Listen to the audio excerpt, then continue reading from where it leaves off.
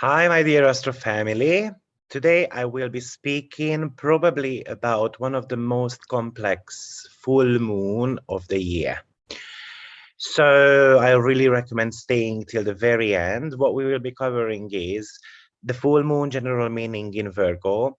We will be looking at the aspects of this full moon, which is going to be a trine from Pluto, as well as there is an opposition to Neptune and Jupiter. But also, this full moon has got two very interesting patterns. And one of them is called like aspect patterns. And one of them is called the envelope, and the other one is the Thor's hammer. So I thought this is a great time actually to introduce the meaning of those. And I'm going to be doing that in the second part of the lecture. Also, there is a asteroid which is playing a role in this full moon, and that's going to be Aphrodite. And this is asteroid number 1388 if you want to be looking up your own Aphrodite. So I recommend staying till the very end. By the way, my promotion of all my readings 30% off, and all my webinars and courses are still on 50% off till the 20th of March. So you might want to be actually hurry up and book whatever you need so that you can prepare for the year ahead, and then you can learn astrology with me also. But let's get started with this full moon. So now another reason why I think this full moon is very important is because we are about to start a new astrological year. We are right before the Spring Equinox, which is going to be happening on the 20th of March. And this full moon is happening on the 18th of March, so just 2 days before. And it happens, by the way, on 27 degree and 40 minutes of Virgo. So this is about a closing chapter in our life. This is about cleansing energies with this full moon to kind of reflect on that journey, what we have traveled through over the last 12 months. And something to be closed and preparation for the new year ahead, because this is the new astrological year. Now, from a traditional point of view, this lunation was called as the warm moon. And just think about what a worm is, really. So it's something which is a kind of climbing or scrolling on the earth, and then there are the birds who are coming up and then actually catching those. And those birds are very blessed. So this is something to do with grabbing an opportunity and making it happen as well at the same time. So the fact that it happens in the sign of Virgo, which is very analytical, organized, it tends to be focused on the details and on wellness. So this lunation is kind of inviting you to somehow clear some of your, kind of like start with a clean slate, in a sense. Something which is an emotional baggage, it might have expired, or something which needs to be let go of, and kind of like making a few steps so that I can move away from. So it's all about cleansing. Sometimes, because Virgo is very thought orientated, we need to be cleansing our toxic thoughts or even our toxic relationships, because full moon is about an opposition, and oppositions somehow bring in external events in our life. And then how can I stay away from that? So there is an element of overcoming our internal limitations and somehow not just hoping, but practically doing something about improving our life. So this aspect, as I said, is this full moon is happening on 27 degree, which is the sixth in a series of 7 of having full moons or new moons on 27 degree. So I did speak about this before, but the reduced number of the 27 is something to do with 9 in numerology. And that's something to do with completion, spirituality, wisdom, something which needs to be kind of letting go. It's an element of arriving to the final place where we should be at. But what the main topic here with this full moon is that we're going to have to look at what's real and what's not real here. because we do have got a very strong Piscean character going on. This full moon is being opposed by Neptune within about 4.5 degrees.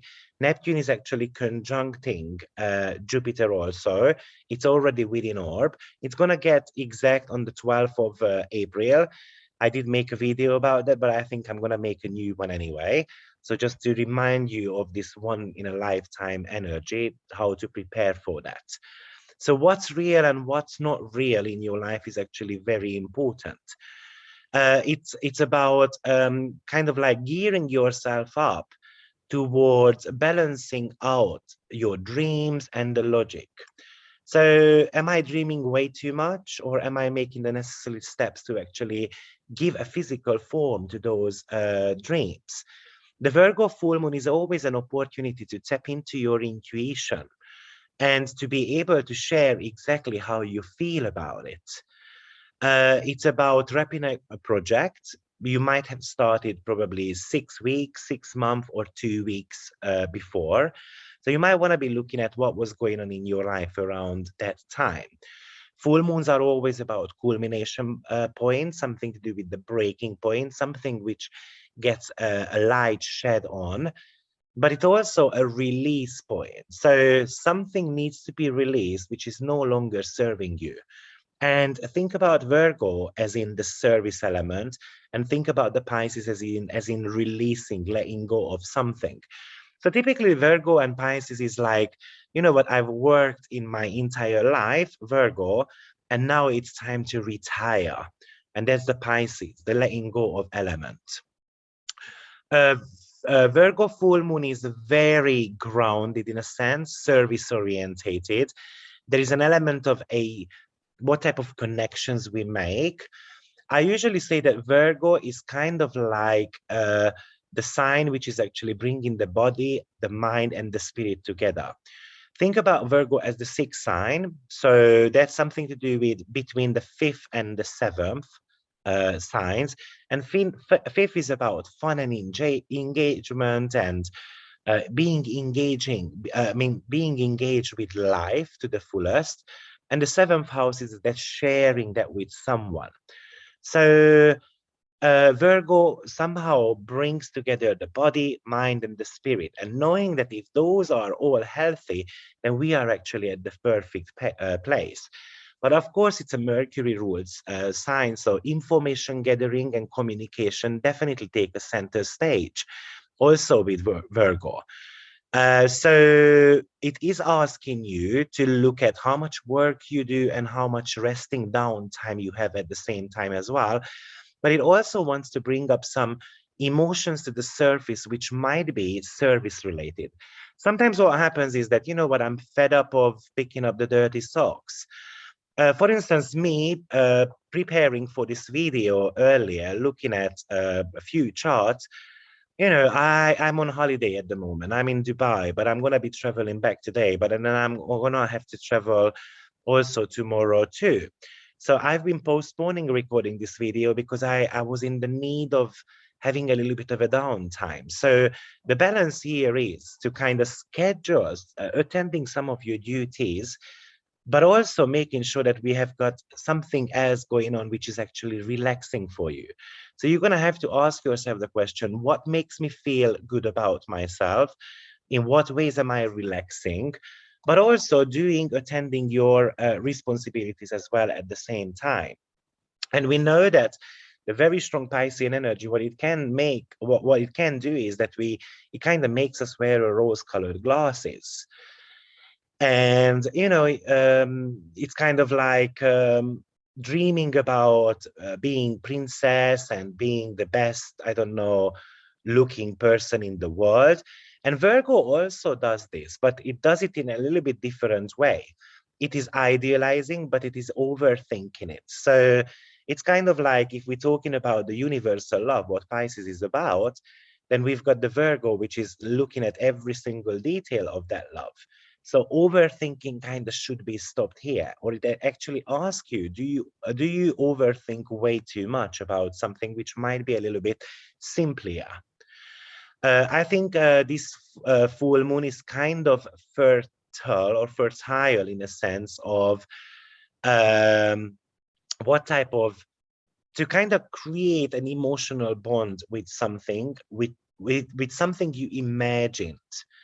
And it is asking you to kind of listen to your heart and your head as well at the same time and make a decision that way. Virgo is about editing, mending, fixing things. So this is a brilliant time to get your car checked out or to edit some of the paperworks. And then I do that in an hour, and then an hour rest, and then I'm going to be watching a movie and so forth. Virgo Pisces axis is typically about health related things. So that's something to do with your medical background. And the reason why we need to rest Pisces, because the body easily can burn out, and that's the Virgo element. And then I'm going to start hating my job. I'm going to hate being at service to others. Remember that Virgo is kind of like a controlling sign. So it cannot really control, or it wants to, sorry, it always wants to control the outcomes of things. And maybe that Piscean energy is telling us that, you know what, sometimes you just need to be going with the flow. What's the point in controlling something? What's the point in worrying about something which we have no control over? And that's the worry part is the Virgo part. Moon in Virgo, one of the things which makes Moon happy is when they can be at service to others. It's about being comfortable with your physical body.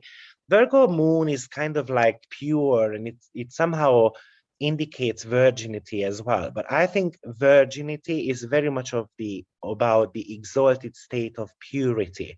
So what we can really do here is we can clear some of the cupboards out. But you know what? If you don't want to, then I'm gonna be hiring someone to do that for me. So you're gonna give a call to a cleaning agent saying, you know what, I want to do a spring clean. So it's asking you that, you know, you don't need to jump into a project which is gonna take weeks. Just only if you are in the mood for it or if it makes you happy. Virgo full moon is very much of a soul of a servant. So it is very helpful. It wants to be, you know, doing something practical for others. But the Piscean element says that you can only help someone to a certain extent. You shouldn't become the savior to others. It's very important to know your boundaries. Because what happens is that we might want to be giving emotional support to someone, but Virgo is more about practical support. So what could happen here is that, you know what, I think on my weekly channel where I made a video, what I said was that, you know what, it's okay to go on, you know, it's okay to visit someone and then, for instance, bring them a piece of bread because they are very hungry. But maybe I'm going to show them how to make a bread instead so that they can prepare it for themselves a lot cheaper. So what I'm trying to say here is, obviously it's a very silly example, but sometimes there is a teaching quality with Virgo. I'd rather show you something step by step than me always making it for you, because it's going to get boring. It's going to burn me out, and I'm not going to do it wholeheartedly at the end of the day. Virgo full moon is very much about specializing in something. It's kind of like time management. We need the diary. We need to actually cleanse our diary, and we need to be scheduling some downtime, some fun moment as well. And of course, you might want to be asking yourself the question, in what ways am I too critical? Too critical towards yourself or too critical towards others? But in what way am I trying to control things? It's about being judging towards someone, or others are judging me. But there is this element of perfectionism going on with the full moon in Virgo. And then I want to speak about this perfectionism for a second. Because firstly, does perfectionism get somehow in the way of you launching, for instance, a project? Or does it not allow you to see the world and to see things around you in a real way? how does perfectionism show up in your life, and how does that block you from living your life to the fullest? And this could be a major topic here. And perfectionism, let's just talk about that for a second, because perfectionism is kind of like a belief system, thinking that if we do something perfectly, or if something looks perfect, then actually no one can blame us, no one can judge us, and I don't need to be ashamed of something. So at the back, or the perfectionism is always rooted somehow in the desire to be approved by others, or we are all about what other people are going to think about us. And this full moon is being trined by Pluto, which is actually telling you that you can take the power back into your own hand. You don't need to worry about what other people think of you. You don't need to get an approval from others, because it's just going to be, you're going to have to let go of that. This full moon is very much about switching up your daily routines a little bit, having a little bit more um, downtime overall. Or are you choosing tasks over rest? Or are you allowing the responsibilities to kind of pile up, and then you start worrying because you feel that pressure that I have to actually clear the diary fully? Do you actually have a switch where, enough is enough? Do you have those boundaries that I'm only going to work from 8 till 5, and then after I'm not going to be looking at the phone? Or are you actually worried that someone is calling you from workplace and you kind of not allowed to pick up the phone? Because all these worries during this full moon can lead to lack of sleep. So do you have sleeping problems? And this is typically true for all the emergency workers, for instance, or even parents, because that's a full-time job too. This is shedding light on hospitals and sanctuaries and the refugee situation also in the world. So probably we're going to be hearing quite loads about them too. And in what ways are they going to be recharging their batteries? I think scheduling some fun element is definitely one of the biggest thing this full moon is actually talking about. It is actually telling you to release where you may be holding on to perfectionism too much. You might need to be admitting to yourself that you are having something around you which is actually holding you back, or it is preventing you from doing certain type of things. And sometimes this is somehow related to your own fears as well. A sense of order always comes from a sense of control. So am I kind of a control freak? Do I have to put down the glass on the table in a certain angle? Because where does that originate from? And the house placement the house placement will show you in what ways you might be thriving for perfectionism, because the perfectionism is always a little bit of a restlessness within us. And typically we need the perfectionism because we might not feel that we are on the path of self-development overall.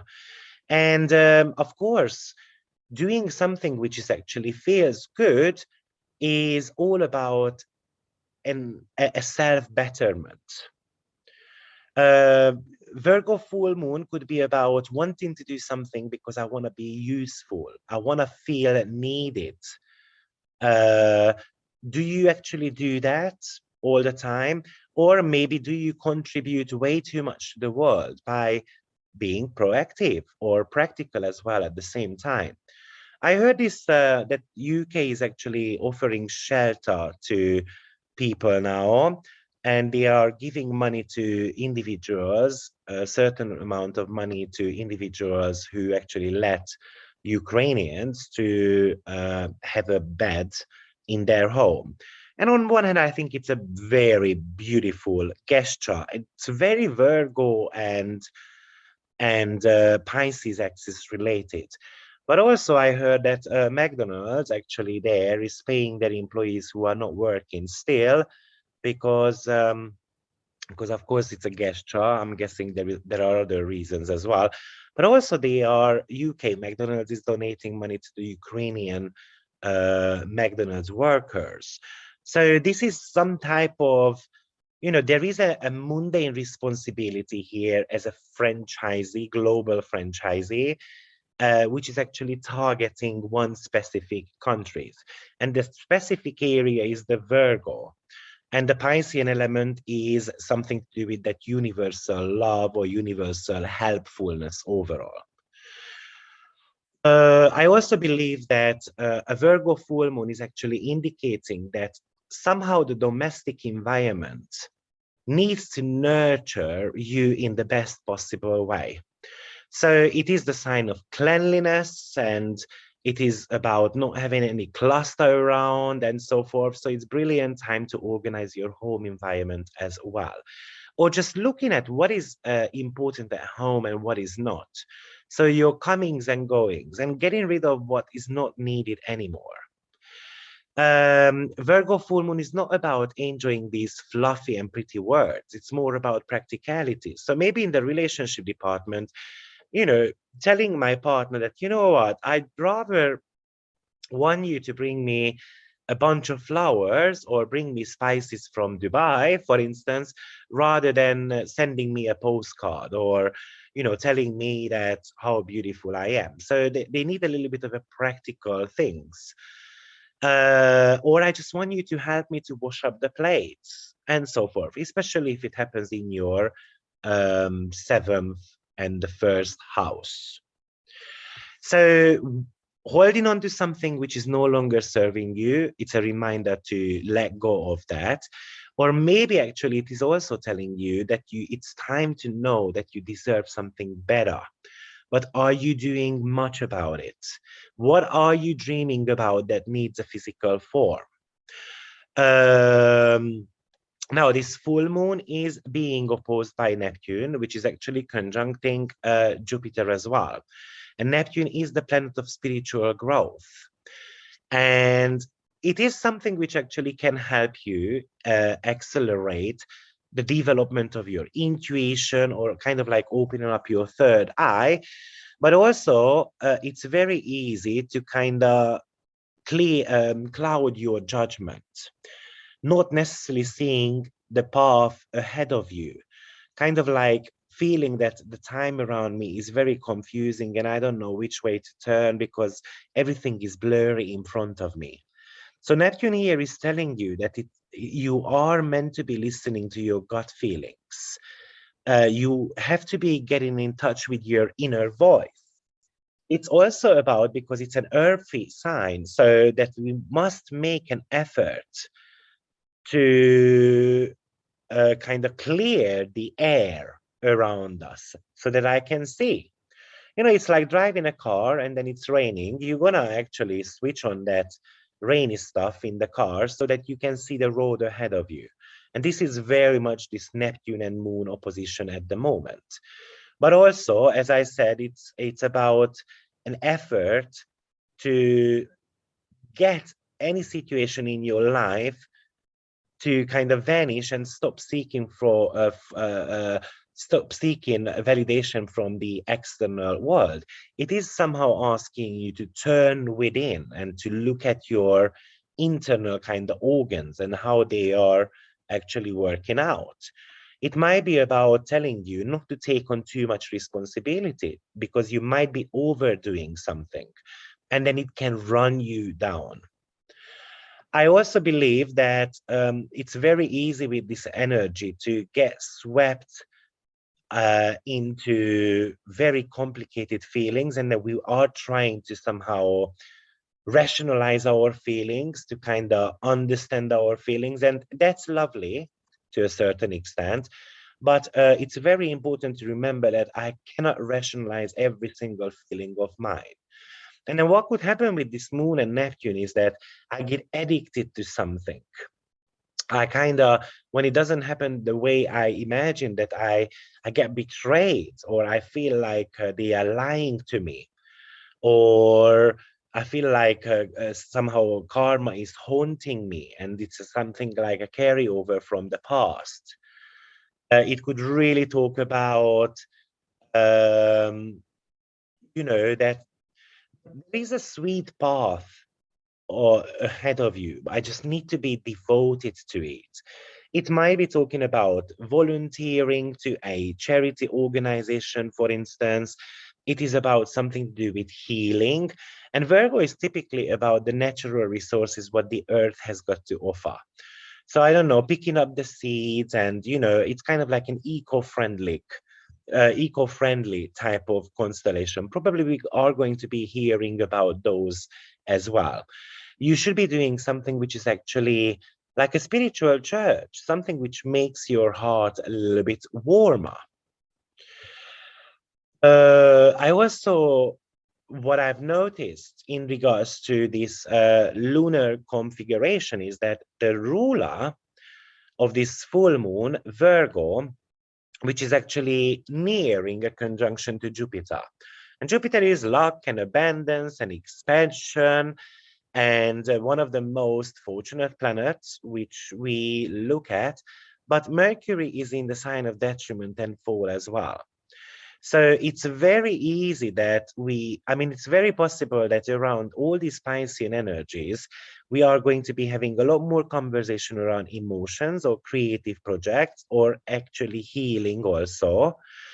It is very possible that certain type of hidden topics will be coming up with our loved ones, maybe some type of unfinished family drama or unfinished family business, which needs to actually go. And this is also a topic with Neptune and Moon constellations anyway, unfinished family businesses altogether. Jupiter is definitely telling us that we need to be cheerful, we need to be optimistic. It is somehow reminding you that speaking your own truth is always very beneficial in the long run. But of course, again, as I said, Neptune there, Jupiter there really amplifies your intuitive and imaginative capabilities as well. But the problem with the Virgo moon that it doesn't want to tap into that spiritual sphere. It has got hardship to listen to the inner voice because they are very realistic. So in what ways are you going to balance that out? And we do have got that lovely harmonious trine to Pluto as well. So somehow money and power is also in the picture here. Pluto represents the inner power, but also it's the rebirth and the regenerational planet as well. And it's in the sign of Capricorn, which is very industrious.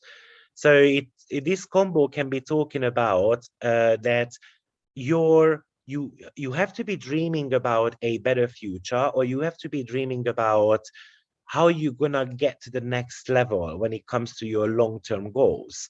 And is there any type of situation which emotionally exhausting and overwhelming for you? And now it is about time to actually empower yourself. So sorting some chaos through by having a master plan and a master list is one of the ways you can go about this. How can you work smarter rather than harder? Maybe I need I don't know, an application which is going to be doing some of the bits and bobs for me, or I'm going to need an assistant, for instance, or I'm going to be finding a better system which is allowing me more productivity and management overall. Or it might be telling you that this is the start of the spring, so let's switch up our routines and let's focus on our wellness, for instance. For instance, having Neptune involved here could really talk about your water intake. Do I drink enough water? Do I do enough cleansing? Or do I need to go and do some swimming, for instance, or as much dancing as I can? Also, probably there is a need to be very honest with yourself and saying out loud that, you know what, I need a little bit of a support. so that I can improve my life. And there is nothing wrong with that. And maybe that's why I recommended we wanted to be doing a spring clean. So I'm going to be hiring a professional to do a deep clean of the apartment. It's about rebooting your body. So maybe we want to be looking at fitness coaches on YouTube to get inspired, because with the Piscean element, it's very easy not to get inspired. We are dreaming about the good body, but I'm just unable to actually get started. Or maybe I need to be joining a Facebook group, a support group where they are going to be, we say that Neptune is manifestation. It's about dreaming and then it's going to be given. Well, Virgo is also about manifestation, but this is kind of like the practical magic side of it. So I'm going to have to do something about it. I need a candle, for instance, and so forth. Probably in the world, the refugee topic is going to be very huge. Maybe there is going to be a lot more fleeing around in the upcoming times, and probably people are going to be traveling. I just heard today that UK, from maybe the 18th of March, they are opening up the borders, no restrictions whatsoever in the country. We're going to be hearing about these a lot more. Probably you might feel overwhelmed because there is this uncertainty going on. And the fact that Mercury is in conjunction to Jupiter in the sign of Pisces, it kind of can act like a tidal wave. So sometimes in the world, it's going to be bringing plenty of floods and rains and even snow as well. We do need to be prepared for that. But the good news is that Pluto is actually trining it. So there is this fortification as a tool for us. And then if we want to make changes, we can make changes.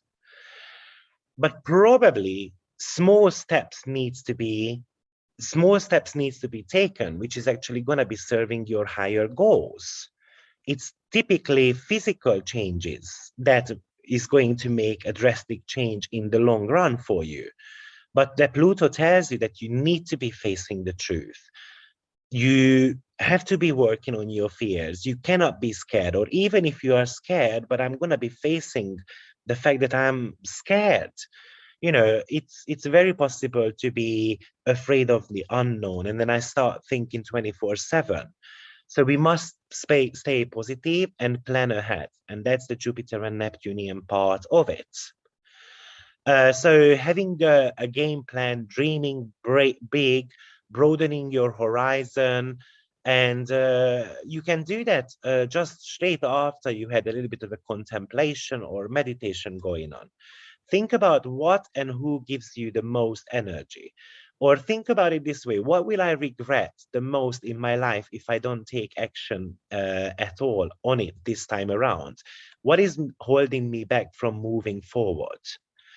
Now, this full moon is actually having a sorry. So what I wanted to actually mention here is that we also have got a very strong quintile aspect to Saturn. A quintile aspect is a 72-degree aspect. So Saturn is having a quintile aspect to Uranus this time around. So the Uranus and the Saturn is back in the game somehow, but it's really talking about the ability and the talent now to break away from some of the chains what we have got around us. So this time around, it's quite a harmonious one. Now, quintile, I don't know if I spoke about this, but I just spoke about that in the yacht configuration class, which I had last weekend. But John Eddy says that quintile is something to do with power of a power abuse and abuse overall, but it's also a Venusian energy as well, which is talent related. And with Saturn, it's about the potential and the desire to build on something sustainable overall, and it's very freedom related.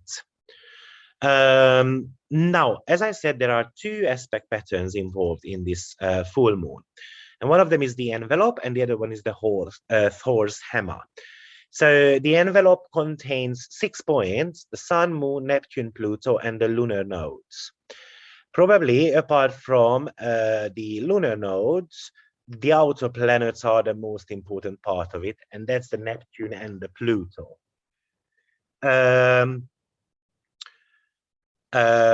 Now, overall, an envelope for me is always kind of like a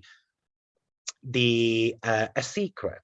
It's kind of like a letter which you are meant to be opening, and then you might be surprised what type of message you actually find there, which can be very empowering with that Pluto. But with the Neptunian element, it is very much about how am I going to read between the lines, because it's very easy to misinterpret that. But the one I wanted to speak about is more the Thor one, because that's actually a major aspect pattern. The envelope is not a major one. And it's a triangle shape. And so it's kind of easy to see that immediately. The Thor's hammer is basically, let's just talk about Thor for a second. Thor was a mythological guy who wielded a small hammer that was used for throwing. And when he hurled the hammer, it would spin around, and it would hit the opponent with quite loads of strength, actually. It was not necessarily like a hammer, which you use for banging nails. It was more actually to hurt someone. And the head of this hammer was short and blunt, and that's what kind of like the triangle edges kind of indicate to us.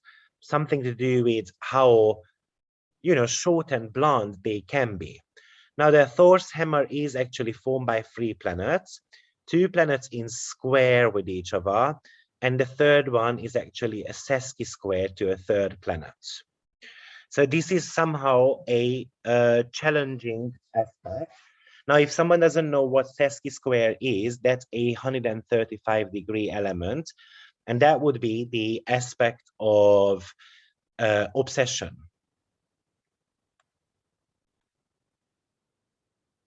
Sesqui square is a Mars-related energy, and it typically talks about something which we have tried working through in many lifetimes, but we have not been able to. So, of course, it depends on what signs it combines. If it's same element, it's actually easier to deal with these karmic duties. And the sesqui square is a 135-degree element. So if I divide it by 360 by 135, then actually I get 2.66. And 2 is actually the number of mother, and 6 is number of lover. So what it really indicates is whether I can be that mom who the society wants me, or do I want to be actually a lover? A little bit of the 2 faces of Eve, when I cannot really decide what is happening. And in history, they've tried to separate those 2 qualities from each other. So how am I going to bring the 2 together? So here, 135-degree is actually apparently the best body angle for sitting, not the 90-degree. That's the degree which is kind of reducing strain on your back. So finding that perfect position in the society, which is not gonna strain you so much. This is one of the things which this sesqui square is really talking about with this Thor's hammer configuration. It is also, interestingly, the total number of degrees, and all can turn its head in either direction. So it could talk about, sesqui square can talk about physical challenges, such as genetic imbalance, typically caused by a birth defect, or it can represent a poor choices of behavior as well. Now, this Thor's hammer features Venus and Uranus on the back end, with both planets having this sesqui square going on to the moon. So the Venus-Uranus square is going to be quite huge when it comes to the following day, which is going to be happening on the 19th. But I'm going to speak about that just in a short while. Typically, these sesqui squares are related to maturity issues. It's kind of like the young adult is trying to make their own way, and an old man is saying you need to respect traditions. So some type of developmental issues. So how the world is going to develop and how you are going to be developing.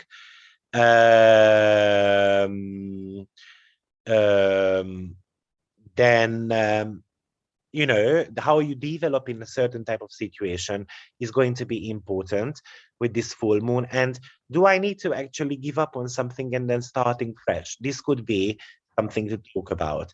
And it really talks about disability as well. Probably we're going to be talking about or hearing about disability a little bit more, or just people, you know, overall who needs a little bit more helping hand. Now, as I said, Venus and Uranus are part of this. And what's interesting is that Venus and Uranus are in mutual reception if I say that Uranus is the modern ruler of it. So this could actually indicate that there is something to do with the financial situation of the world. Money and power is related. Probably some veil is going to come off in a sense that the inner intention of why certain things are happening. But also on a personal level, what can you do in a different way to improve your own financial matters as well? So this is a very complex full moon, loads of spirituality around it, and loads of practical energies as well. And the whole idea here is to make sure that you make certain type of amends and you try to give a physical form to your biggest dreams overall. Sometimes it is about changing your habits. Sometimes it is about looking at your healthy and unhealthy attachments in your relationship and to certain type of things as well. And something which is, you came to a crossroad where there must be a closing chapter, finishing off something and then jumping into a new project. These are the main keywords with this full moon. So guys, thank you very much for listening, and I will see you shortly. Oh, sorry, no, not see you shortly, because there was one more thing which I wanted to mention, that there is the asteroid involved here as well, Aphrodite, which I said its number was 1388. And Aphrodite was an ancient Greek goddess. She is the goddess of love, lust, beauty, pleasure, passion, procreation. And the Roman counterpart of Aphrodite is actually Venus. So kind of imagine that Venus is sitting on that point as well. And but Venus is sweet and affectionate. Aphrodite is more on the hedonistic and more of a free-spirited version. She is beautiful. She is a little bit crazy about boys, a little bit of a bohemian quality. There is plenty of sexual attraction going on with the energy. So it is very possible that it's highlighting some of the sexual tension or just the tension between two people or two parties or even two countries. It's about doing something which is really going to be dragging the attention of another person into the picture. And it's very much about Aphrodite had that power when men were willing to oblige in her needs because she had that power of seduction going on. And the darker side of Aphrodite is a little bit of a vanity, self-indulgence, and kind of like non-committal attitude. So it could show kind of like that wild, feminine, hedonistic side of ourselves. So this could talk about, for instance, on a world level, that there is a female energy who can bring some peace, but also there could be someone who is, you know, whispering all these self-indulgent non-committal type of stuff into someone's ear, or it could talk about some of the breakups between some alliances, or some of the alliances will get actually stronger, which might be shocking. So yes, and also we've got another fixed star called Zavijava as well, and that's very commanding, very forceful. It's kind of like a little bit of a Plutonian energy. So I kind of believe that this is overall talking to us about some of the commands we are making, whether we are taking the whip into our hands. But on a collective level, it is, I think it's going to bring a little bit more chaos. And around the full moon, someone else will get involved into the world matters, what is going on at the moment between Ukraine and Russia. So thank you very much for being here, and see you very shortly. Bye-bye.